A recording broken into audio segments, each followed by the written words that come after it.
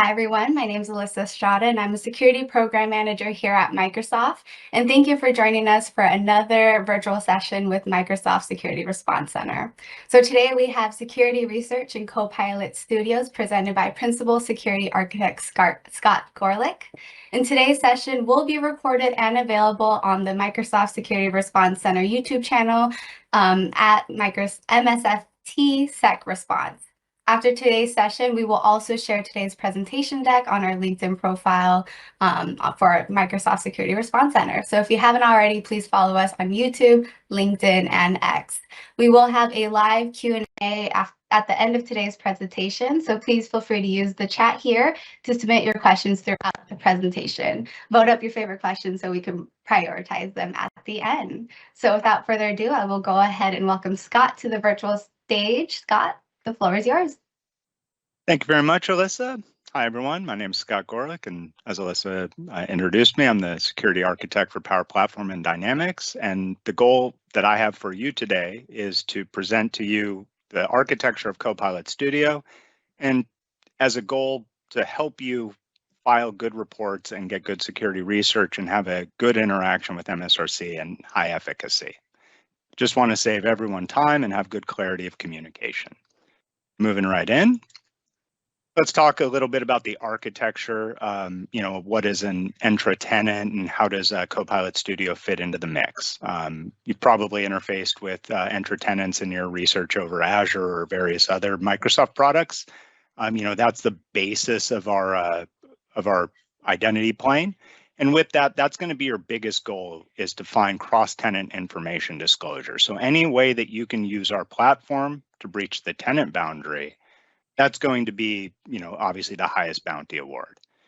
After that, our trust boundary is the environment that the Copilot Studio is being hosted in. So any breach of that boundary, again, that's going to be, something that could be bountyable. And then as we move down, there's resource level permissions, data loss prevention policies, different systems that you're going to interface with and integrate to make the Copilot work better, faster, harder, and more. And then as we move into more of an enterprise grade data source, we can bring in the Dataverse system itself and its authorization model, which is distinct from Entra. And in here, there might be some interesting vulnerabilities based on some default permissions. And then also kind of moving into other resources that you can expose through Azure and integrate with Copilot Studio via private link and subnet delegation from the Dataverse. And then at the bottom, this is something, the slide deck here that I have, it is a marketing slide deck. I'm not here to market to you, but I want to make sure that I'm presenting to you the way that we talk about these things publicly, because that will help facilitate good communication in your reports. So at the bottom of this, again, we have customer managed key and lockbox. These are controls for our customers that help them protect their data from us. So as you're working with Copilot Studio, there's different building journeys and different needs that you might have. You can work within the M365 space or standalone Copilot Studio, or you can dig down into Azure AI Studio and build components and then connect them up later. So there's a lot of different opportunity for composition in a Copilot, and with that, every integration is a wonderful area to research. So some technical terms to know. Within an agent experience, we have topics, trigger phrases, nodes, response variation, quick replies, entities, variables, and then the last, power effects. This is an expression language that is built by the Power Platform teams and is used to do some simple composition of data, similar to like JavaScript in a web browser. So if you've worked with mQuery and Power BI, you might recognize Power Effects as it comes in. And Copilot Studio, what is it? It's the end-to-end system where you're going to be putting together all of your knowledge sources, the material that's going to ground the responses that the agent is going to give. It'll also help you set up all of the different composition that you need for interfacing with external systems through connectors, and other components within the Power Platform ecosystem. So again, you'll hear me say this a few different times. The point here is that Power Platform is the way that you're going to integrate low-code and no-code systems And by using those systems together, you can introduce some interesting vulnerabilities if you get it wrong. The thing that we want you to understand here, most importantly, is the goal is not for you to find an issue that a developer can create that would create a loss of governance of data for an enterprise. We're looking for research that will compromise the platform, right? Obviously, any insight that you have related to governance features that an enterprise would need to defend their data, these are very important to us. These are actually, the most important controls that we can have. Flexibility is something that we bring to the table with Power Platform. But as Uncle Ben says, with great power comes great responsibility. Copilot Studio, again, you're going to build your own Copilot. You can customize a Copilot. You can connect it with the entire platform, 1,000+ connectors, including, ones that will reach out to Slack, SharePoint, Salesforce. Basically, if it has an OAuth endpoint, we can probably connect to it. And then ultimately, you're going to end up managing the Copilot experiences through Copilot Studio. So again, what is it? Your topics, Gen AI, channel publishing, analytics. Each one of these areas is a spot where you can introduce some potential risk and create something that maybe we didn't think about. And with that, find an area for compromise, right? So when we publish to a channel, what are the risks there? For instance, AI plugins. How does this help?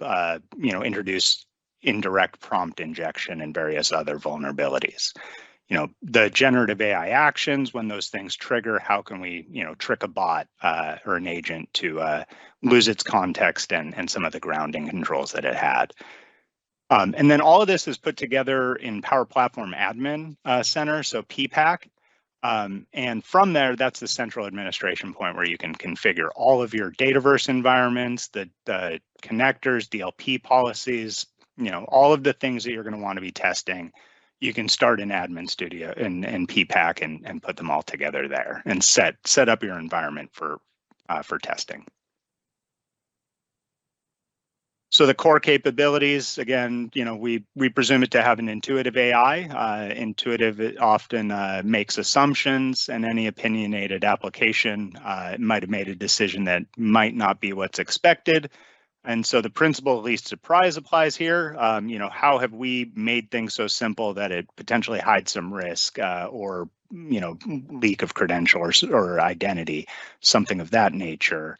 And when we do those things, we do need to know about them, and we do need to correct those. And we take your research very seriously, and we need you to help us. We do look at these things. We do spend a bunch of time doing our best effort to make sure that we're building a secure platform. However, you as a community are how we will succeed and how we will, find 0 days and basically prevent public harm. We need your help, and that's why I'm here to talk to you. Design conversations, we can orchestrate conversations, we can connect to different data sources. And then ultimately, as we go from the low code and no code systems, we can build into pro dev extensibility. So in this area, this is where a lot of very interesting SDK interactions can occur. And I've recently hired the top bounty finder for the Power Platform and Dynamics bounty program back in September last year. And this was his area of expertise. He was able to leverage Dataverse plugins to file several critical vulnerabilities, and his research was very good, very on point. And the thing that I think made him special and still makes him special is that Eric, he was a Dynamics integrator. He knew how the system worked from a developer perspective, and then with that understanding, he was able to communicate very effectively and very clearly to our engineering teams through his reports, helped us deliver very significant fixes very quickly. So I think that, again, one outcome I hope to have here is an open and honest communication about what we do, how we do it, and at the end of the day, just so you can tell us how we need to be better. The generative actions runtime, this is where you can test and go through your actions and see how they're behaving. I imagine you've all attached a debugger to an application. When you start working with a SaaS, it can be difficult to understand what decisions the platform is making and why it's making those decisions, and how you can then further influence the decisions that it's making to lead to some kind of compromise, or in classical terms like a return-oriented programming buffer overflow. So I'm going to give you a quick demo, save my voice for about 5 minutes. This will give you a good end-to-end experience walking through the development of a Copilot and debugging some of the actions. Quick demo of Copilot Studio. We'll first look at Generative Answers, which is the way to be able to answer questions over unstructured data. We'll expand the Settings tab and open up Generative AI.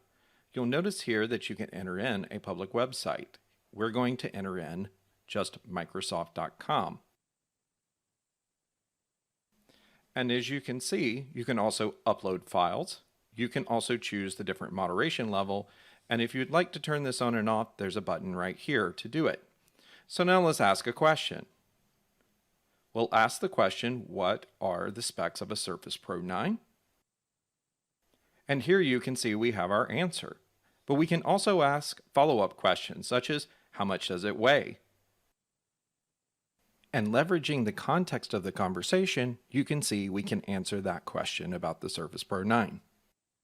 Let's now take a look at using generative actions and dynamic chaining with connectors to be able to do something more interesting, such as working with ServiceNow. We'll first go down to the settings, and we will go to the Generative AI tab, scroll all the way to the bottom, and you'll see that dynamic chaining with generative actions is enabled. We'll also click over to the topics view, and you can see that we have numerous topics, and many of them have dynamic chaining turned on, and even some that don't have it turned on.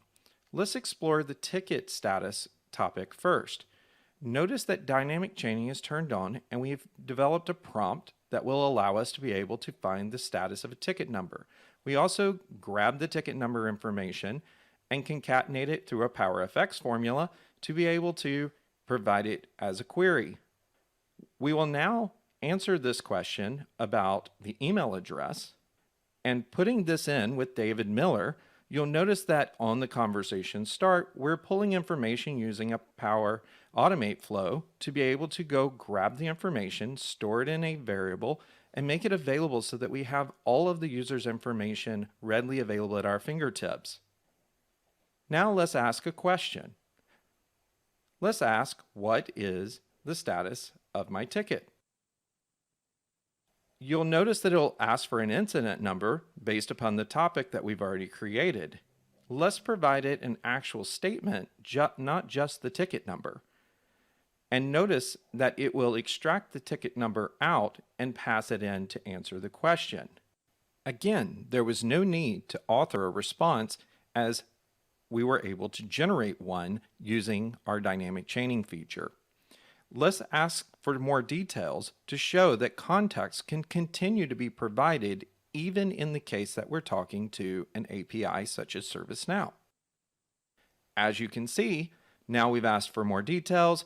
The solution has provided us back the answer with more details.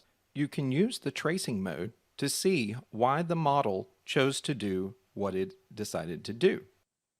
To show you that we can also call other APIs, what I'm going to do is I'm going to ask some additional questions, such as what is the city in my user profile? Notice that it will answer this question with the city as Atlanta, but then I can then ask a different question about what is the weather there, and it will automatically pull the context of the city that we're speaking of Atlanta, and dynamically chaining, it's able to very easily grab that and make it available as the location into the weather API. And lastly, we can even go and do multi-intent, such as asking the status of a ticket and checking the weather in Nashville, Tennessee. And you will see that it answers both of these, and you can see in the tracing mode how the large language model was making that decision. Now, I'm really happy with what we've been able to create today. So I want to be able to make this available for others to be able to use. And because Copilot Studio is a complete end-to-end SaaS, I can simply go to Publish and click the Publish button. And just like that, you can see that we've actually published our conversational agent, and it's available for anyone to go and test. Now, I could also have chosen one of many of the different channels that are available for Copilot Studio to be able to use. It's part of the power of having an end-to-end SaaS with a full conversational stack in conjunction with generative AI.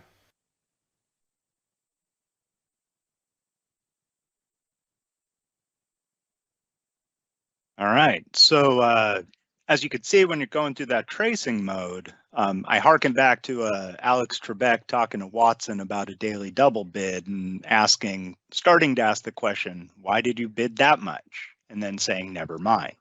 Well, tracing mode could have helped Alex out back in the day.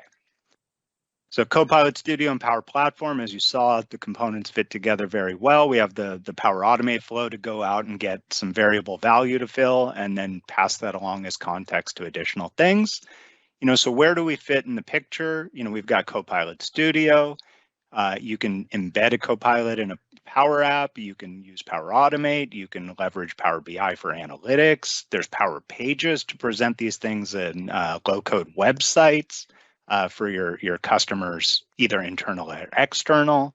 And then down underneath, we have the infrastructure for all of this, where we have the data connectors, AI Builder if you want to extend out your AI experience, Dataverse for storing and accessing additional data with a really rich access model, and then Power Effects for doing composition, and then managed environments for governance. So Power Automate and connectors, as you can see, we have 1,200 plus pre-built connectors. This will help you facilitate, integrations with other data sets and data sources for either grounding, fetching additional data, providing additional context to the agent. The world's your oyster. You have more or less any OAuth API you can integrate with, pretty easily.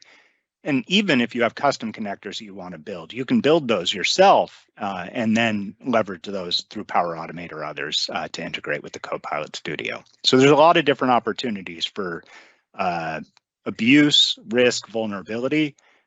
So it's not just testing the Copilot Studio, it's testing how it fits into the larger Power Platform ecosystem. Power Automate, robotic process automation. How can I introduce this into the chat? There's all sorts of different ways. Back in the day, we had a customer fill out a form, they send you a mail, some agent does some work, they enter some data into a database from their PC. Now we have a customer, they send something just via chat, and then it kicks off a Power Automate flow, might even trigger a desktop flow and then do something on somebody's PC to then enter something into a database. Again, robotic process automation, we don't define the robots, we just allow you to define your process and set up all the robots that you want, to facilitate whatever outcome you're looking for. So Power Pages, this creates enhanced opportunities for integration. We can build a website that, I'm going to use some terms like C1 and C2, C1 being my customer, C2 being the customer of my customer. Power Pages gives you the opportunity to, as a C1, to present authentication or authenticated experiences to C2s or even unauthenticated. You can present information publicly, have your chatbot. And then, with that, trigger agents. Again, there's just so much you can do with Power Platform. It's an entire ecosystem of development tools that you can use to build systems. Power Apps integration, again, you can embed your agent within a Power App. You can use your agent to drive data into a Dataverse that will then, be visible through Power Apps. There's a bunch of different opportunity here again. Like the meta point, this is an entire new development model, and that's why I want to spend the time talking to you about all the different components of it and how we can communicate clearly over, these different artifacts and what they mean. So extending Copilot in Power Apps, again, you can build topics, design, modify your app, add additional language to it. There's again, it's just an entire application surface for you to build apps on. So now we can move into some more of the AI aspect of this, and prompt building and using AI Builder. So with AI Builder, you can generate your own prompts, you can embed them into agents, you can trigger them via Power Automate. It's just, again, like lots of different opportunities. So all the composition that you can do, it's super important to think about what's the context of that composition and how you can breach the boundary, right? That's where the research, aspect of this comes in, and how you can file a report that says, hey, I worked in AI Builder, I didn't find a bug in AI Builder, but when I take that AI Builder prompt that I built and I put it into this agent, when I put this other prompt over here, I can end up with indirect prompt injection. That would be obviously a hypothetical, but reasonable summary. So plugin building, so you can build AI plugins. You can also leverage just traditional Dataverse plugins. So if I have something like every time an agent asks this question and uses this bit of data, I want some additional evidence put somewhere else that happened. You could build a plugin to do that yourself. The Dataverse ecosystem is incredibly rich. Every read, write, or like access of a set of data within Dataverse will lead to opportunity to introduce a plugin that you can then manipulate the data, give some different metrics to somebody else about it, or create additional data. So there's a lot of different opportunity with Power Platform. So the overall architecture of Copilot Studio, again, we sit on top of Entra as our identity plane.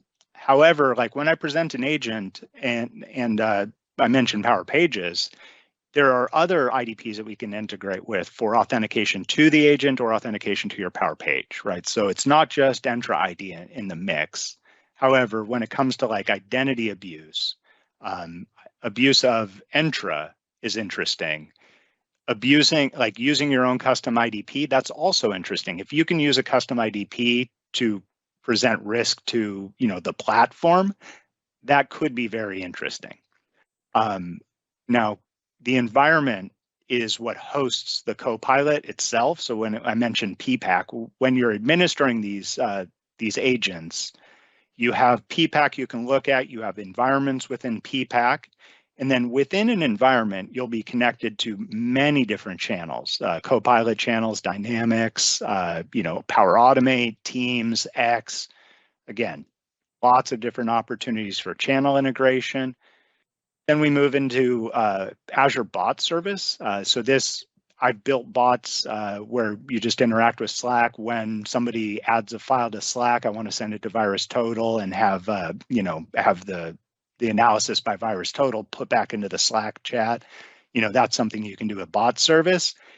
Maybe you can do that today with Copilot without having to write the code that I had to write to do that integration with VirusTotal. So now, assuming that there is not something for you, you can build your own bot service skill and then integrate that in to your environment, to your Copilot.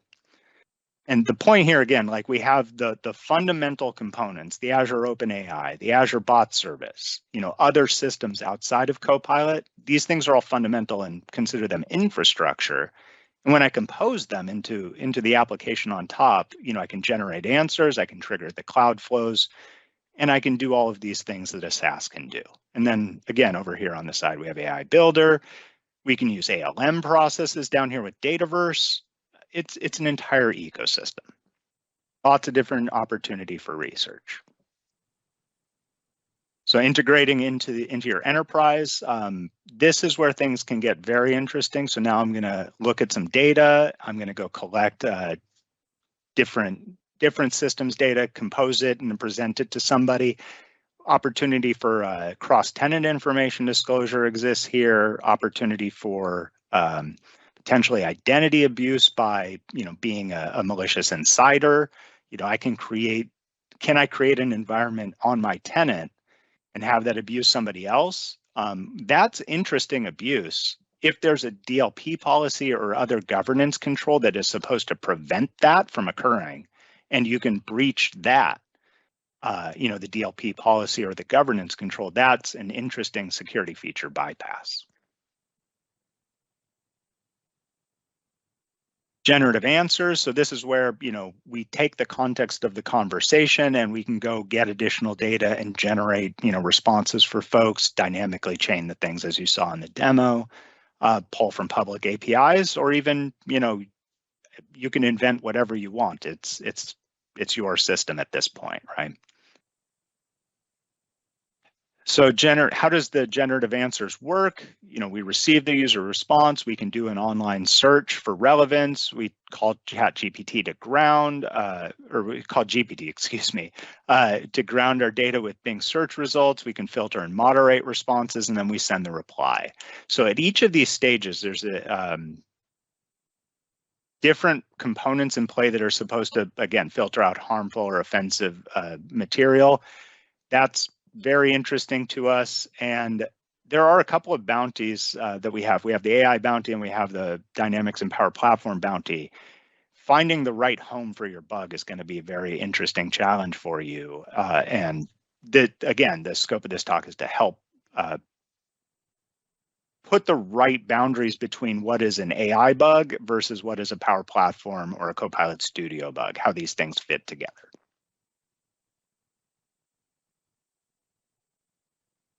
Again, more architecture on generative answers. We have different search providers. We can use Azure OpenAI.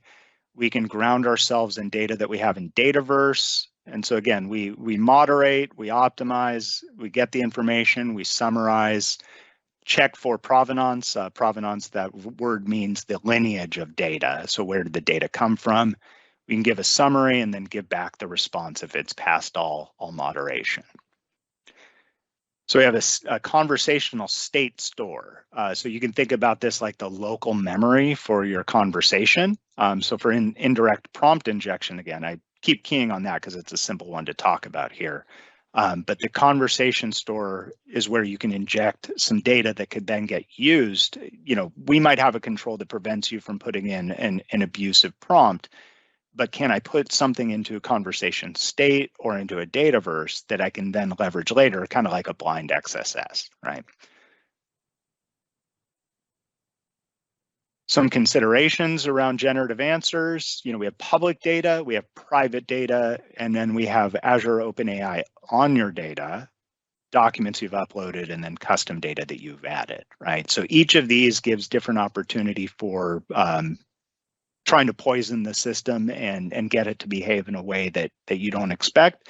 But it also leads to potential for information disclosure. If we're accessing internal SharePoints with a Copilot, and I've done everything that I can do to secure my Copilot, and it's still leaking my SharePoint data inappropriately, that's definitely a bug we will fix.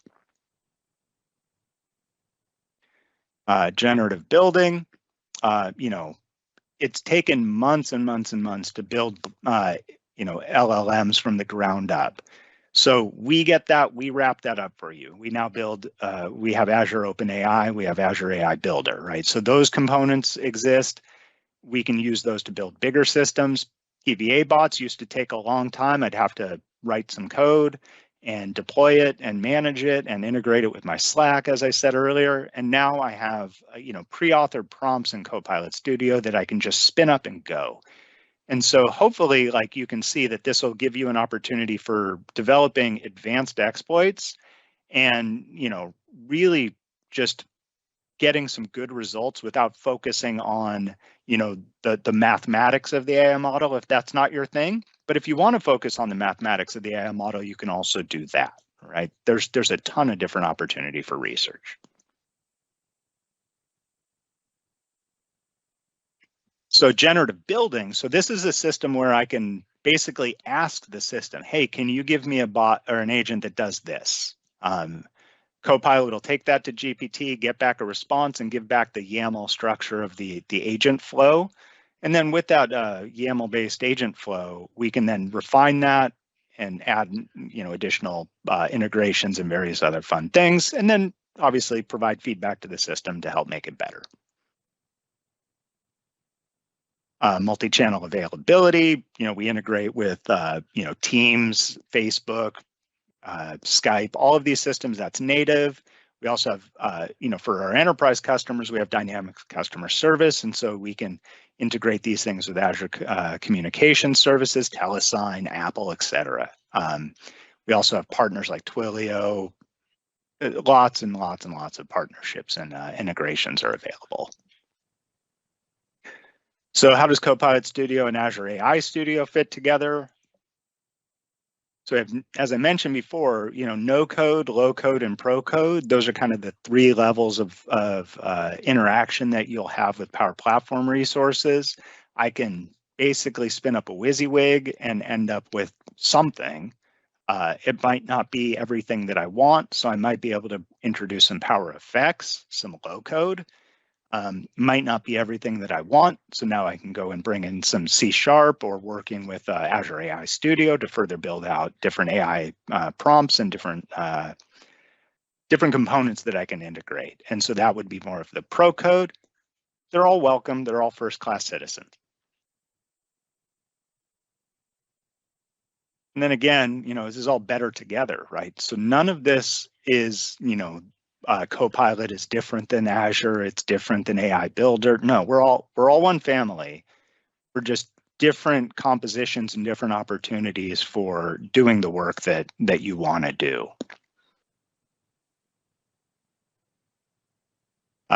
Your integrations with Copilot Studio, again, it's your data.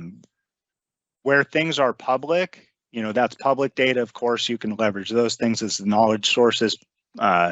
Putting in that URL to a public source, that's a good way to ground your data in public data. But again, if you want to upload that, that SharePoint file directly to the agent, so it can be grounded in that data, you can do that as well. And so as I think about those things, we have SSRFs, for when I'm reaching out and talking to those URLs, or we potentially have file abuse, how we process the files that you upload. So custom question answering, this is something where you can extend a topic. Let's say you ask a question in English and it's not really giving you the right responses because you speak Dutch natively. We can introduce some Dutch characteristics that don't just consider the language, but also the culture. And that might give you a better, question answering system, right? That's ultimately the goal of Copilot Studio, is to be able to answer the questions that people are asking. And so you basically can use this to get deeper insight. But now, if I think about this from an abusive scenario, where can I bypass different moderations by using different languages, right? It's like the path traversal, using an encoded character instead of just .. And then bot framework is skills, man. The world's your oyster. It's C#, it's app services, it's the bot framework all together, and we can just drop that right into the Copilot Studio. You might even have things that you've built in the past that you want to now add to a system. So each of you probably have gadgets that you've developed over time for when you're working with, system A, B, or C. If you have a PVA, bot that you've used in the past, bring it to Copilot Studio. See how it works there.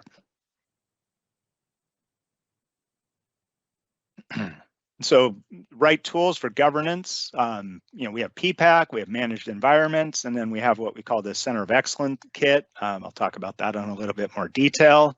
Each of these areas gives you a different opportunity for administration and governance. The thing that would be interesting to you is, how do I use these systems to get information about other customers, cross-tenant information disclosure? That's the high bar. And then the next thought would be, how do I use these things to create scenarios that my customers would care about, so that I can, so that you can find security feature bypasses, like where do I have a DLP policy that is not enforceable? Where do those DLP policies fall apart? So as I mentioned, the Center of Excellence Kit, this is a crowdsourced offering. The Dynamics community is incredibly vibrant. There's a lot of people out there who have built Dynamics applications. Dynamics has been around for a long time. It's been, several decades. And so with this, we basically have taken information from our customers, and we present this as a way of getting a score. If you remember Secure Score in Azure, it's similar to that, where to look at the different resources that you have in your environment and give you some amount of score. The thing that would be interesting to you here is not the COE starter kit itself, but what are the things that the starter kit is considering? And when you look at that for Copilot Studio, that's a good opportunity to get basically the milestones for your research journey. Like, what do I need to be looking at? What should I be thinking about compromising, and where do I go next? So disabling Copilot publishing, you can go into PPAC and you turn that off. Again, as I mentioned, if I can disable publishing yet still publish, is that a security feature bypass? That would be a bountyable find. Administrator security roles, as I mentioned, we have the Entra tenant is the basis of our identity plane.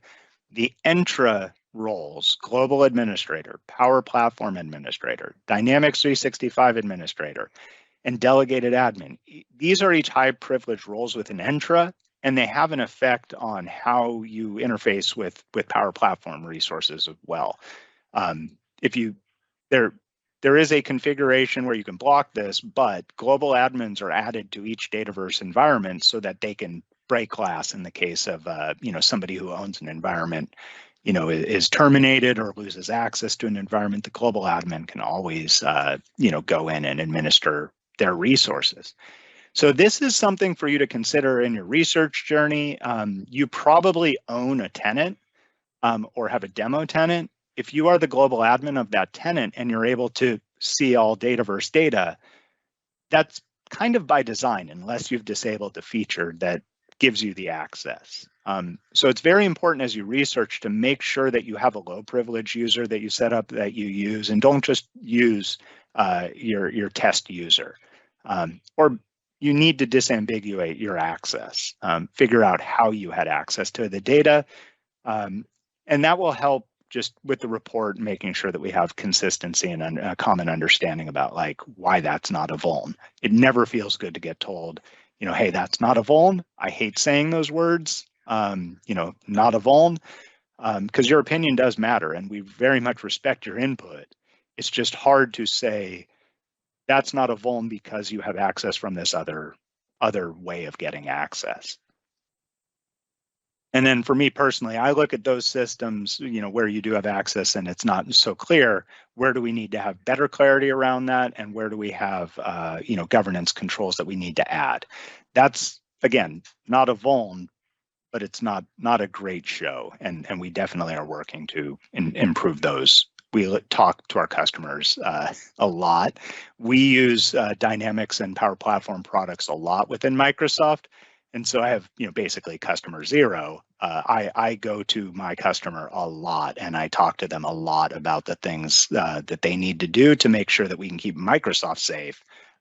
Because if we can't do it, you can't do it. Then managing access to Copilot for developers, we have conditional access policies, environment roles, resource permissions, and Dataverse security roles.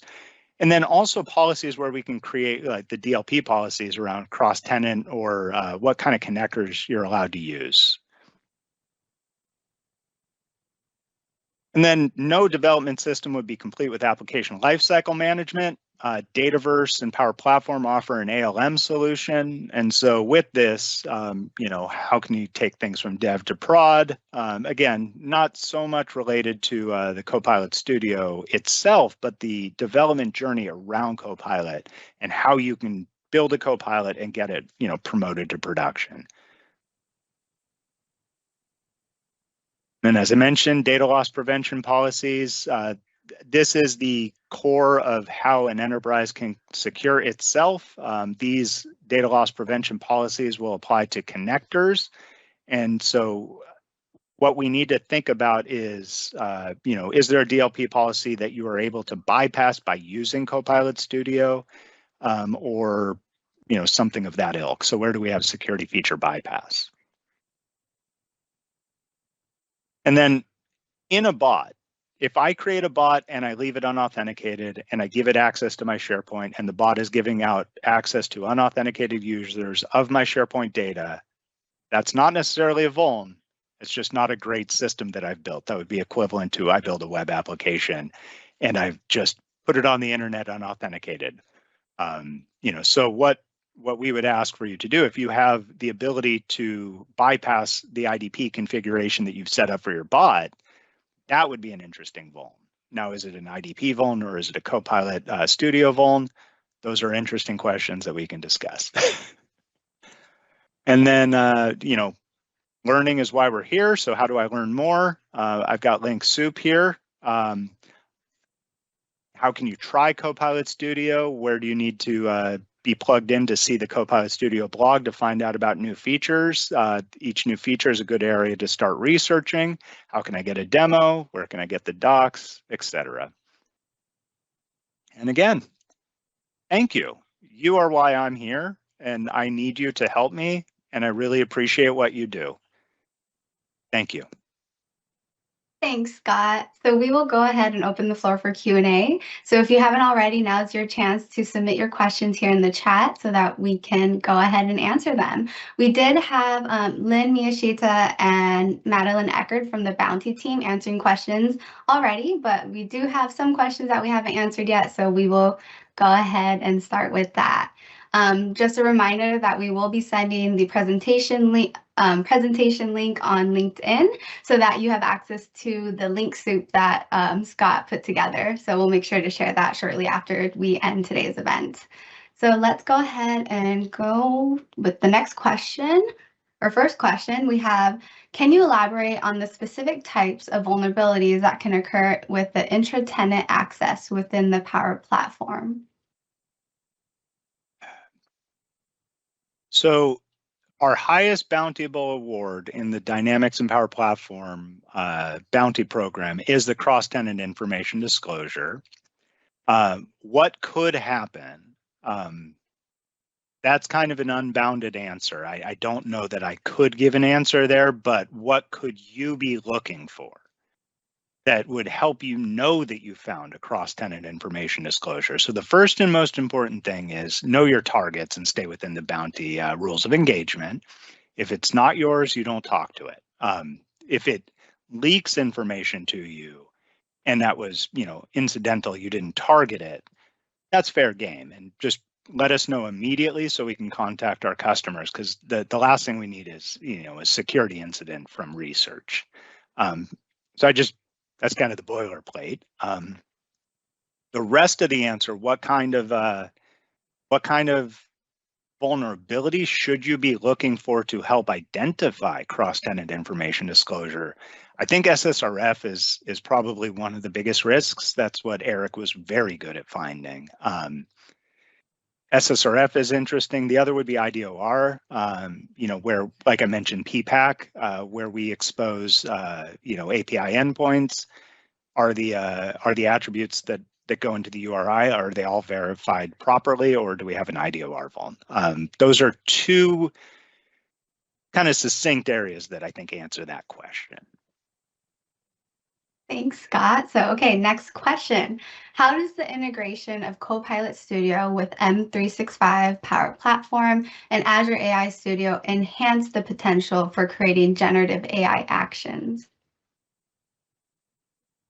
Potential for risk or the potential for good? I think again, as I mentioned earlier, great power, great responsibility, the most secure system is one that you lock at the bottom of the ocean and don't let anybody touch. The most usable system is horribly vulnerable to risk. Where do we need to live is somewhere in the middle, right? We have to make things both usable and flexible, but we also want to make sure that they're securable, demonstrably securable. So every one of the interchanges between the systems that we discussed, like the M365 AI Builder, et cetera, that's an integration of a distributed system, right? So if you were building a Kubernetes application with different components, each of those pods interactions, if you think about the stride, spoofing, tampering, repudiation, information disclosure, denial of service, and escalation of privileges.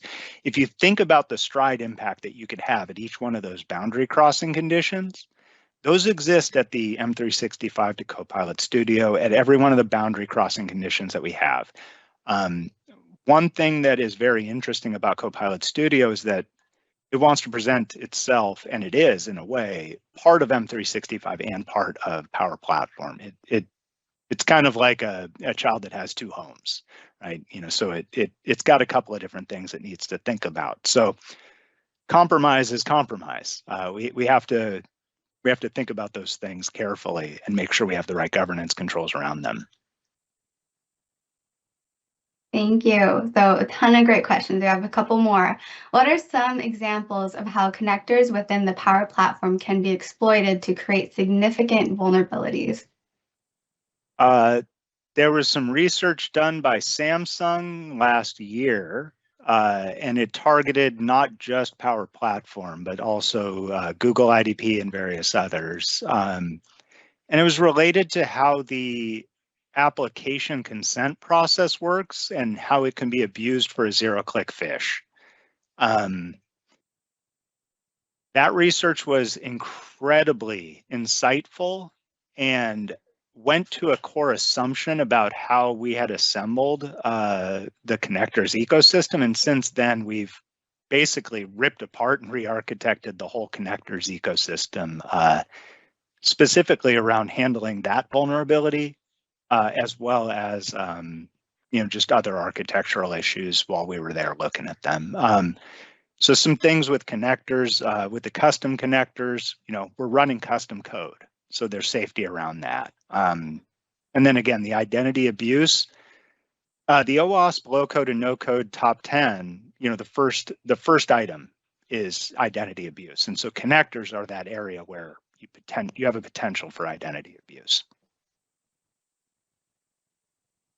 Thank you. Okay, next question. Can you explain the role of Power FX in Copilot Studio and how it is used for data manipulation? That is an incredibly huge question that sounds very simple. Let me answer the question in terms of JavaScript, right? So I'm pretty old. Early 2000s, JavaScript's in the browser, right? Now we have Node.js, right? So I can run it on the server. So PowerFX is a language that doesn't really care where it runs per se, but where it runs affects what are the security controls that it needs to apply. So PowerFX can help you compose strings, right? So you can do string concatenation. You can do other functions too. It's not just that, but just as for simplicity's sake. That can run within Dataverse, or that can run in Copilot Studio, like in the actual agent that you're putting together. So coming all the way back around, in Copilot Studio, PowerFX expressions are going to be on the nodes in your agent flows and will help you compose context through the conversation. But when you look at it in the bigger ecosystem of Power Platform, it has other places that it can run and different opportunity for risk and different research. Thank you. Okay, next question. What are the core capabilities of the Power Platform Admin Center in managing environments and applying governance controls? Any proper SaaS, you have the infrastructure layer, you have basically the customer management plane. We as a SaaS provider, we need to make sure that the customers are in the right places at the right time. And then, we obviously also have a control plane where we manage, the ecosystem and the infrastructure as a whole. So PPAC is customer management plane. So it's for you to manage your resources. Now, the view of a PPAC admin, like at a tenant level, is going to include all of the tenant resources for Power Platform. Now, if I'm just an environment admin, I can go to PPAC, but I'll just see my environment. So that's one good scope abuse that you could test is, can I see things I'm not supposed to see through PPAC? And so what is PPAC's core capabilities? You can create, destroy, basically CRUD on your environments, create DLP policies, toggle tenant level controls if you have those permissions, view analytics. It's a system all of its own. All right, so our last question then. Madeline Eckert has already replied to this, but we would love to, of course, get your insight too, Scott. So they say, thanks, Scott. Do you all have recommendations on how to get started with bug hunting? Madeline mentioned, start with our bounty page, read our scope, rules of engagement, and getting started materials to know how and where to start your research journey. But Scott, would love to hear if you have any other tips or tricks. Yeah, this is actually one of my favorite topics because, I am a security architect, but 8 years ago is where I started that journey. And before that, I was a software engineer and an architect, a hardware tester, just trying to keep the family fed. That's where I started my journey, was just kind of doing the work. Spending the focused time on actually doing security research and, I basically started my journey more on the defensive side. So as profiling, looking at detections and other infrastructure security concerns, because that matched more of my background as a software engineer. I was the guy at the company that, I stood up the servers. I also deployed the app myself. Whatever, it was bad. It was young. It was a long time ago. And so I learned a lot about like infrastructure security through doing that. And so my short answer to your question is the best way to learn how to do security research over any application is to use the application. It's like doing judo. If somebody comes at you hard, and you pull them with their energy, they go down easier if you try to just pull them down, right? So knowing what an application assumes about you and your intent is incredibly powerful for abusing it and doing security research. Wow, Scott, what a lovely way to end today's presentation. I love that. So I think with that, I hear that folks, if you have any additional questions that we didn't get to answer today, or if you, come up with questions throughout your day, you can always reach out to bounty@microsoft.com. Scott, is there any other aliases that folks can reach out to if they have any questions about today's presentation, or could they reach out to you directly? What do you prefer? Yeah, ping me on LinkedIn. Send a request to connect. Let me know why. Let me know you were here. Give me something that I talked about here, so I have some way of authenticating your request. And then I'd love to talk to you. Beautiful. It's such a pleasure having you on the virtual stage for MSRC. Thank you so much for your time, and thank you all for joining us today as well. Again, today's presentation was recorded and will be available on our YouTube channel, and we'll make sure to share the deck and all the resources shared today on our LinkedIn. So if you haven't already, you know where to follow us, and we will see you for the next virtual event with Microsoft Security Response Center. Thank you, everyone. Thank you.